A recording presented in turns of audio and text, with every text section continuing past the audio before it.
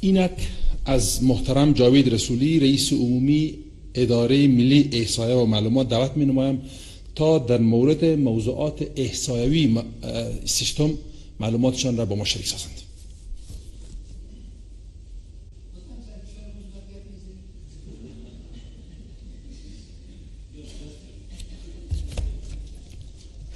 بسم الله الرحمن الرحیم. جلالت مآب رئیس جمهور، جلالت مآب معاون صاحب دوم مقام عالی ریاست جمهوری جناب دکتر فضلی و همه حاضرین در مجلس، السلام علیکم و رحمت الله و برکاته.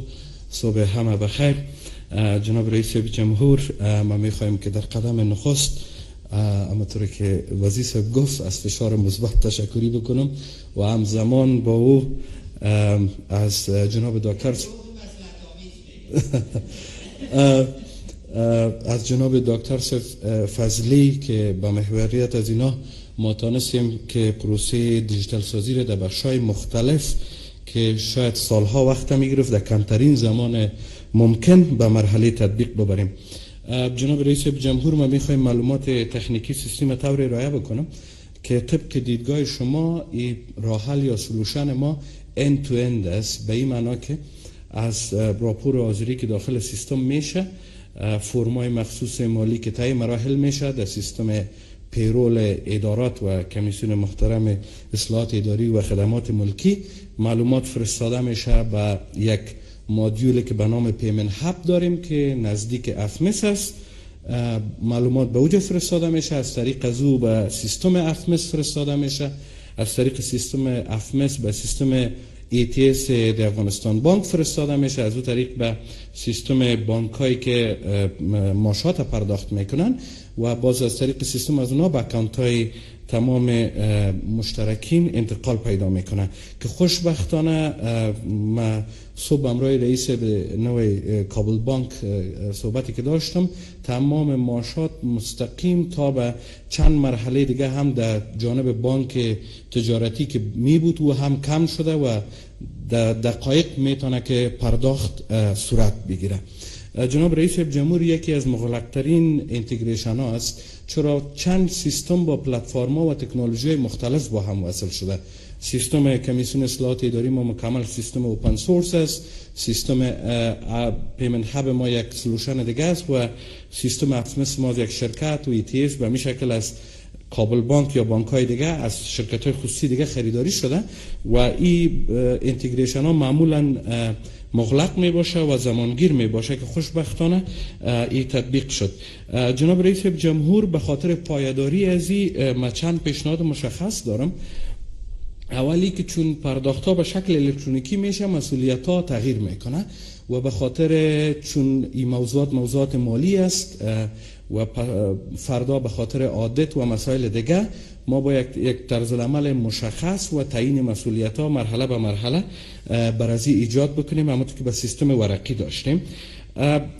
مورد مهم دیگه جناب رئیس جمهوری است که ما مراحل آیا دمیج توقف میکنیم؟ نه خیر، ما به فیز دوم تطبیق میریم که فیز دوم تطبیق ما ای است که ما سیستم حاضری الکترونیکی را هم با می سیستم وصل میکنیم با HRMS و به تعقیبش موضوع بسیار مهم و حیاتی جناب رئیس جمهور وصل سیستم تذکره با سیستم است، با پروسس، چون معلومات بایومتریک و دموگرافیک تقریبا تمام کارمندای دولتی جمع‌آوری شده و با وصلش دیگه از تفاوت معلومات و از کارهای دوپلیکیت انشالله که جلوگیری میکنه که ما ایرا میخوایم وصل بکنیم. به خاطر معلومات جناب رئیس جمهور، سیستم تذکره الکترونیکی فعلا با سیستم خزینه تقاعد، با سیستم پاسپورت وزارت خارجه، با سیستم شهدا و معلولین و جدیداً با سیستم پاسپورت وزارت داخله هم وصل شده که در جریان از هفته یا هفته آینده میشه که به افتتاح آماده باشه. جناب رئیس جمهور، در قسمت سیستم پیشنهاد دیگه ما است که ما سیستم از وابستگی به اشخاص باید ایره جلوش بگیریم. از این خاطر پیشنهاد ما است که تمام داکومنت تکنیکال امی پروسه که تجربه کردیم ای آماده شود که در آینده باز هر تغییراتی که وارد میکنیم ما بتونیم که وارد کنیم. جناب رئیس جمهور، حرف آخر ما در قسمت پرداخت از طریق موبایل است. ما میخواهیم که در قسمت توزیع تذکره الکترونیکی ما 100 افغانی به خاطر توزیع زو فیس میگیریم مطابق قانون. اگر ما بخوایم که اکوسیستم موبایل منی را ایجاد کنیم، من فکر میکنم یکی از نهادهایی که ما میتونیم بیش از 30,000 نفر روزانه مراجعه کننده داریم، با کمک احمدی صاحب میتونیم که به مرحله تطبیق بریم و یعنی اگر ما روزانه بیش از 30,000 ترانزکشن در موبایل منی داشته باشیم، من فکر میکنم که اکوسیستم موبایل منی انشالله که ایجاد خواهد شد. و گپ آخری که جناب رئیس جمهور، خوشخبری طبق هدایت شما، سیستم افمس ما کاملا آماده افتتاح است و مرحله بعدی ما ای خواهد بود که سیستم افمس با HRMIS وصل بکنیم و با استفاده از سیستم جدیدی پروسه دیگه هم کوتاه‌تر، آسانتر و سهلتر خواهد شد. تشکر.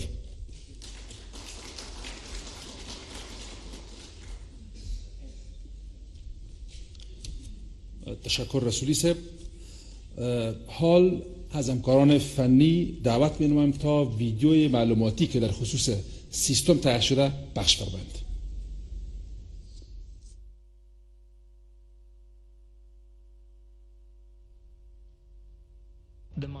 د معاشونو د ورکړې برېښنایي سیستم د افغانستان د ډیجیټلي کېدو او د ډیجیټلي حکومتدارۍ د پروګرامونو تطبیق په اړه د جلال مآب جمهور رئیس د لیدلوري سره سم د اداري اصلاحاتو او ملکي خدمتونو خپلواک کمیسیون، د احصایې او معلوماتو ملي ادارې، د مالیې وزارت، د افغانستان بانک او د چارو ادارې لوی ریاست سره په همغږۍ دا د معاشونو د اجرا او انتقال پروسه له اړوندې ادارې څخه د کارکوونکو تر بانکي حسابه په برېښنایي بڼه ترسره کیږي. نورالامین نسرین د اداري اصلاحاتو او ملکي خدمتونو خپلواک کمیسیون کارکوونکی د زمري میاشتې د معاش راپور د HRMIS سیستم له طریقه په برېښنایي بڼه د مالیې وزارت افمس سیستم ته واستول شد. در این پروسه استحقاق معاش کارکنان ادارات دولتی از مدیول معاشات سیستم مدیریت منابع بشری به سیستم افمس وزارت مالیه و با استفاده از سیستم تادیات بین البانکی د افغانستان بانک تا حسابات کارکنان در بانک‌های خصوصی به صورت الکترونیکی ارسال می‌گردد. نیلوفر توانا هستم، کارمند کمیسیون اصلاحات اداری. معاش میسرانه از طریق سیستم پرداخت الکترونیکی دریافت کردم. قبل از تطبیق این پروسه طی مراحل معاشات به شکل نیمه الکترونیکی صورت گرفته و ارائه اسناد به صورت فیزیکی لازمی بود. پروسه قبلی یک سلسله مشکلات را با خود همراه داشت. امکان اشتباهات در ثبت و طی مراحل معلومات تشکیل و اسناد معاشات، امکان اجرای معاشات برای کارمندان خیالی، انتقال چک و راپور بانکی به شکل فیزیکی، بوروکراسی که باعث تأخیر در اجرای معاشات می‌گردید. په برېښنایي بڼه د معاشونو د لیږد ګټې او اسانتیاوې، د بشري منابعو د مدیریت سیستم، د بایوګرافیک او تشکیل معلوماتو ګټه اخیستل، د برېښنایي عذرې له سیستم څخه ګټه اخیستل، په برېښنایي بڼه د معاشونو د ورکړې او لیږد پروسه له اړوندې ادارې څخه د کارکوونکو تر بانکي حسابه، د معاشونو په طی مراحل کې روڼتیا او د معاشونو د ورکړې او انتقال په بهیر کې چټکتیا. خوشحال هستیم که از این به بعد معاش خود را بدون مداخله افراد و وقت و زمان معین آن دریافت می‌نماییم. ګام په ګام د ډیجیټلي افغانستان په لور.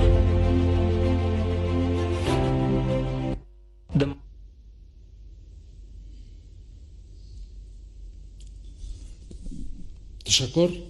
جلال مآب رئیس جمهور جمهوری اسلامی افغانستان و حاضرین مجلس، حال زمان انعقاد تفاهمنامه همکاری میان ادارات محترم، ریاست عمومی اداره امور ریاست جمهوری، وزارت مالیه، کمیسیون اصلاحات اداری و خدمات ملکی، د افغانستان بانک و اداره ملی احصایه فرا رسیده است. از مسئولان ارشد ادارات یاد شده با کمال احترام دعوت می‌نمایم به جایگاه تشریف آورده و تفاهمنامه را عقد فرمایند.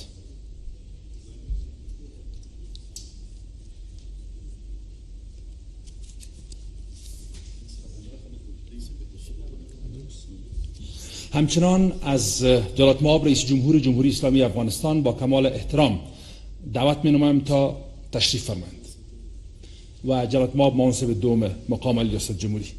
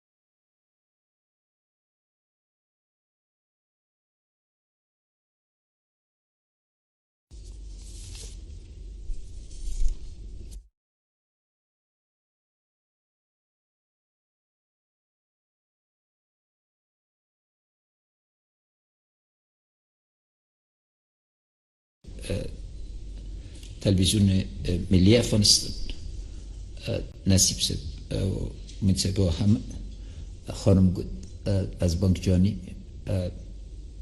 ټول خویندې ورونه السلام علیکم و رحمت الله برکاته. قبل از اینکه به این موضوع بپردازیم استاد دانش از حمایت قاطع و کشیدن پیام‌های بنیادی از بیان دیروز من از پیشتان تشکر میکنم. دیروز مردم هرات واقعیت ازیره که کی شعار الله اکبر از پیش نمایندگی میکنه و کی احکام خداوند جل شانه رو تمثیل میکنه با آواز بلند دیشب نشان دادن. طالب دی پوسی چې دا خاوره همیشه په الله اکبر درېدلې او الله اکبر دوی ته څوک نه ورکوي. دوی کار فتنه ده، فساد ده، وزل دی، تباهی ده او دا د الله جل شانه د احکام خلاف ده. در این شرایط باز مردم شاید پرسان کنند که چرا پروسه دیجیتال سازی را ما سرعت میدیم و چرا خاصتا ما فشار مثبت میارم. پاینده سه ماهی کلمه بسیار مهم است. ما مگه مذاق کنم 5 نفر شما که با هم یک جای شوین اکثر کارها انشالله تعالی به خوبی پیش خواهد رفت، چون اکثرا یکی تان فشار منفی میاریم. نو مبارک در توایم چه اول دا همغگی من سراغله طولو تا ده مبارک بید بخیر روسی جدا. ما عرفیم ده 3 بخش است. نقطه اول اهمیت امروز ده چیز و از دیدگاه کی. موضوع اول کارمند دولت است.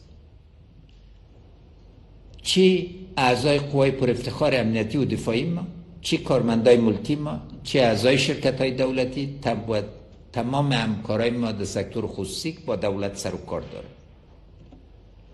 اینا همیشه نگران ازی بودن که ماشان چی وقت پرداخت میشه و چند فیصد ماش از اینا در راه از طرف افکار نهادهای دیگه یا اشخاص دیگه مورد سوء استفاده قرار میگیره.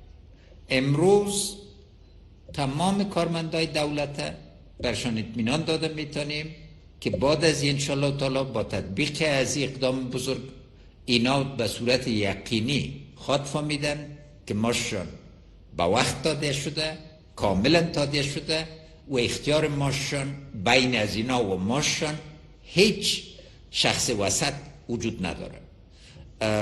و از این جهت از زحمت تشکری هم در آخر است.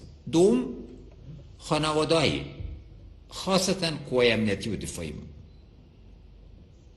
بارها قوای امنیتی و دفاعی ما در دوران گرفتن ماش خود شهید شده. کابل بانک جلال آباد تنها یک نمونه عزیز بار بار در عین جای آمد.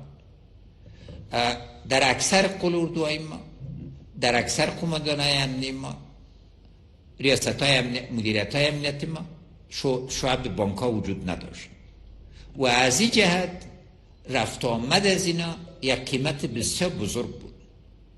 و دوم اینا نمی توانستن که ماشات خود به خانواده خود انتقال بدن، چون ماش از اینا در هلمند طور مثال داده میشد و خانوادهشان در کنر یا در تخار یا بدخشان یا یکی از ولایت‌های دیگه یا کابل می بودن.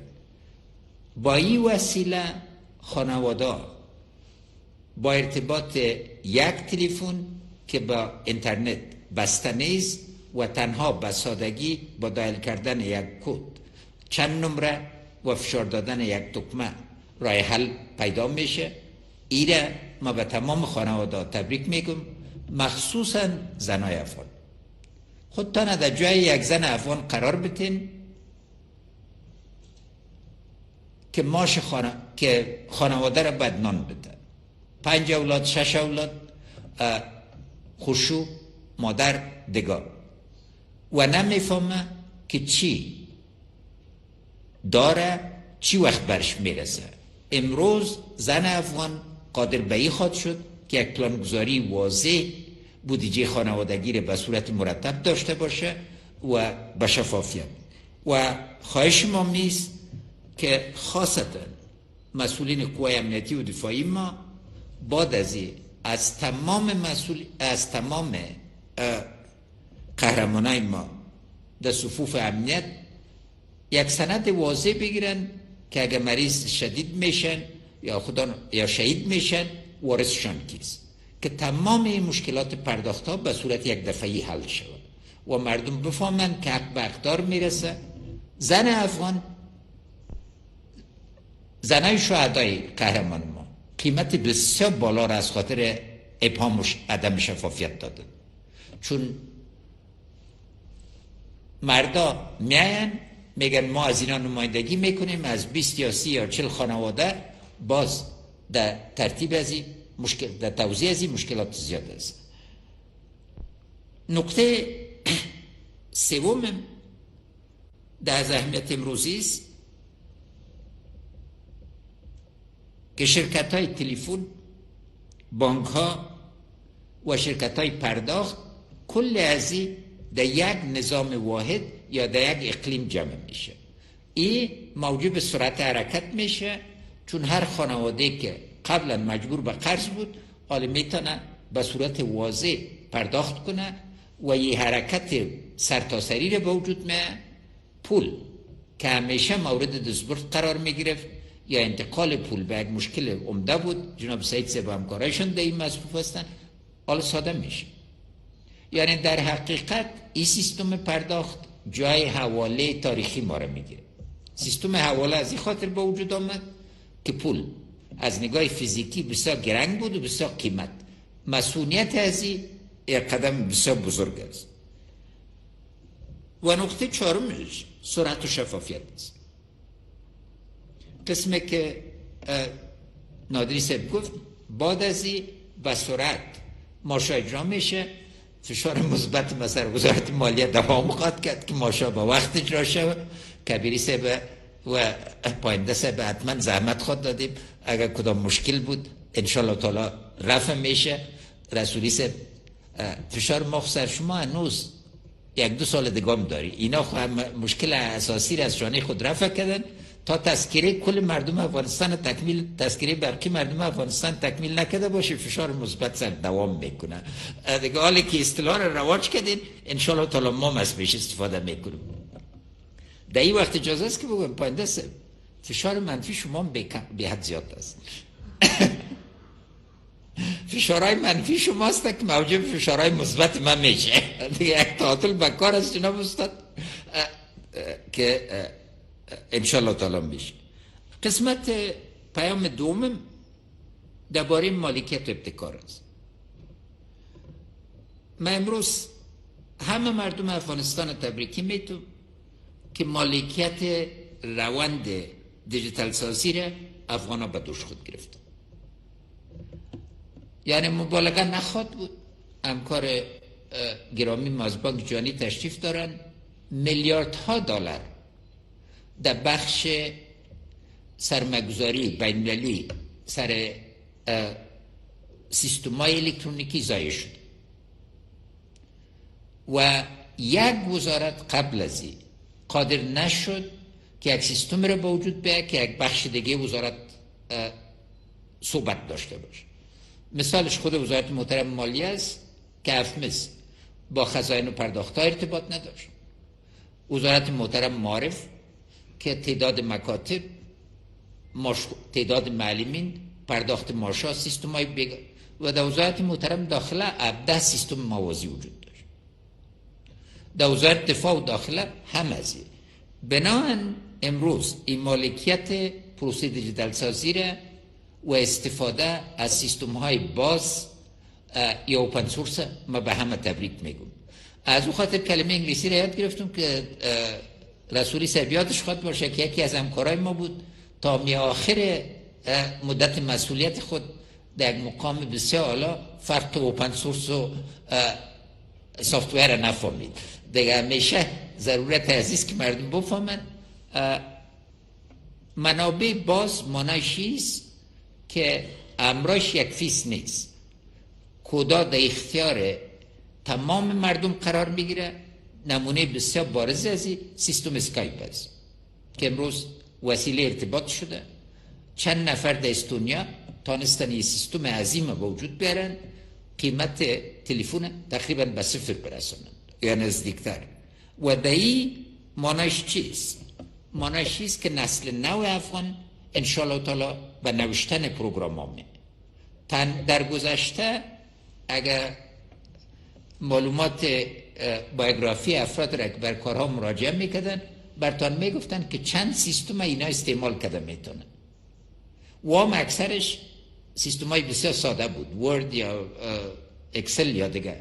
نقطه کلیدی در نوشتن سیستم است و تغییری که مالکیت از این داشته باشین میره به همکارایی که در تمام از این ادا کار کردن تبریک میگم. و این شروع کار است. فشار مثبت سر دیجیتال سازی دولت، اقتصاد و جامعه دوام میکنه، چون این قدم است که قدم های دیگر ممکن میسازه. قسمت دوم است و در اینجا واقعا یک ابتکار است.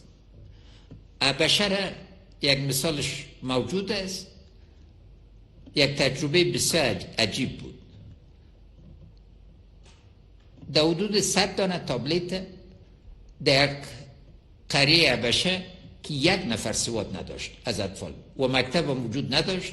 یک نهاد بین‌المللی امرای یک شرکت توزیع کردن و هیچ نوع معلومات بر از اینا ندادن. در ظرف 2 ماه نه تنها تمام از اینا تلفن ها را از پیش استفاده کردن، تابلت ها را استفاده کردن، کد تغییر دادن. یعنی یک ظرفیت واضح است طفل افغان نادیده نگیره. در اینجا مخصوصا بر جناب وزیر صاحب معرف یک مشته بسیار اساسی است که با دیجیتال سازی امکانات تغییر بنیادی می. مسئله دیگهش فساد زدایی است. در JCMB با تاسف باید برتان بگویم جامعه بین‌المللی را همکارای ما قانع نساختن که ما اقدامات جدی در قسمت زدایش فساد گذاشتیم. پاینده صاحب کبیری صاحب از گزارشتان ما تشکر میکنم. ضرورت واضح است که اقدام بزرگ در چارچوب زدایش فساد به صورت بنیادی به، چون چیزی را که از نگاه جزایی انجام داده میتونین خود حدود داره. چند نفر به زندان روان میکنین، مگر وقتی که سیستم تغییر میتین امکان فساد به صورت اساسی قطع میشه و یک قدم بسیار بزرگ است. سرعت معاملات برای ما کلیدی است. یک دلیل که رشد بین 1.5 و 4% بند مانده از خاطر عدم سرعت معاملات است. پول دوران نمیکنه، پول همیشه بند مانده بود و با این حرکت انشالله تعالی یک سرعت خاص در معاملات خاتمه که ما بتانیم. و بالاخره مهمترین نقطه که امروز ما استقبال میکنیم مساوات در دسترسی به اطلاعات برای هر شهروند افغان است. بعد از این یک اداره نه تعداد خود، نه تشکیل خود، نه افراد خود پنهان کرده میده. خارج سیستم مقرری ها غیر ممکن میشه. هیچ نوع پرداخت معاشات به صورت سلیقه‌ای برای افرادی که به اساس واسطه و وسیله بیان باید ممکن نباشه. پرداخت هر معاش امتیازات باید به صورت اساسی در اختیار مردم قرار بگیره. از او جهت زمینه تطبیق قانون دسترسی به اطلاعات که جناب استاد سر زحمت بسیار زیاد کشیدن به صورت اساسی فراهم میشه.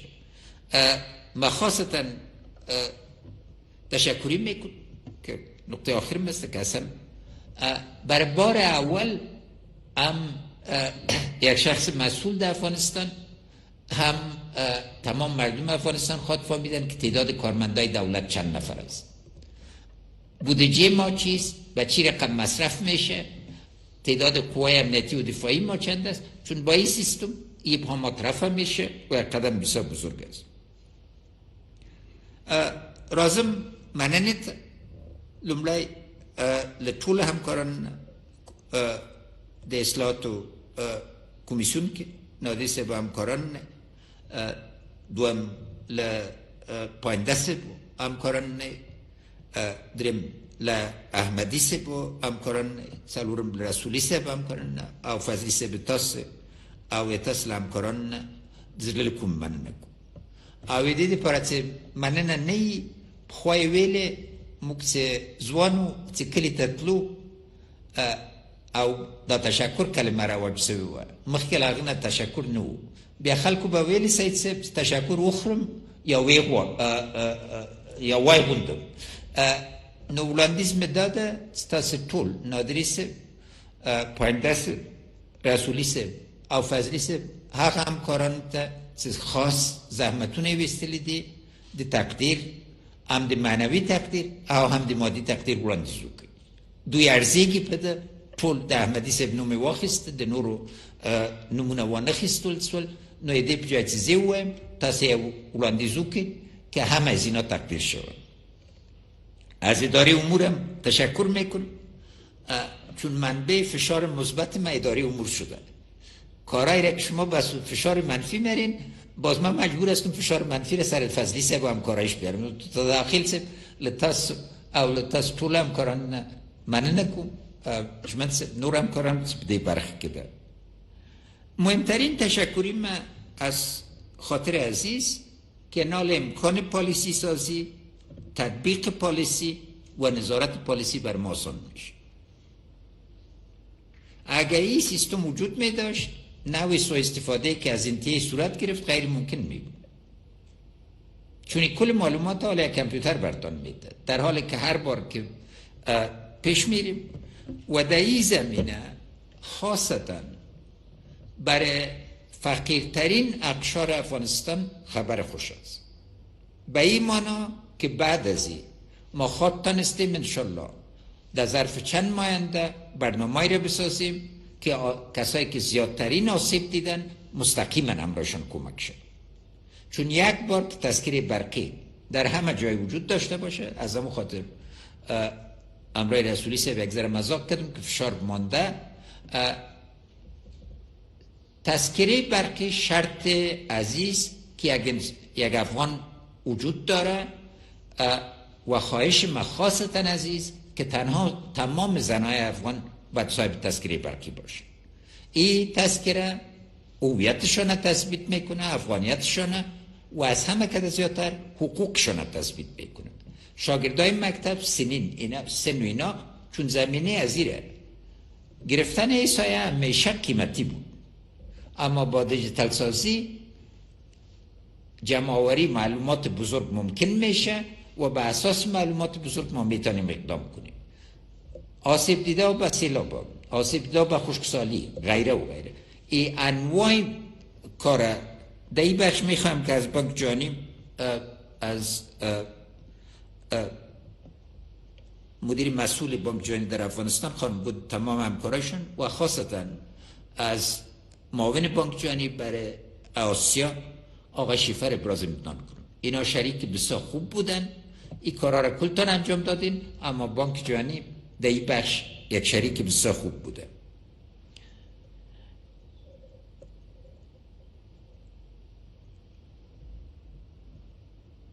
و در ختم تشکریم از خاطر عزیز که ناامید نشدیم. مشکلات زیاد بود در راه، مشکلات تکنیکی بود که راه حل میخواست، مشکلات هماهنگی بود که راه حل میخواست. از احمدی که واقعا مشکلات را که بانک مرکزی از جهت دیدگاه کوتاه مدت ایجاد کرده بود اینا رفع کرده. احمدی صاحب از جهت ازی که فیس هم سر بانک ها به صفر رساندین، هم سر شرکت ها اینا. یکی از دلیلی که کار در گذشته صورت پیدا نکرده بود از این خاطر بود که بانک مرکزی میخواست از خاطر سویچ صاحب عواید شود.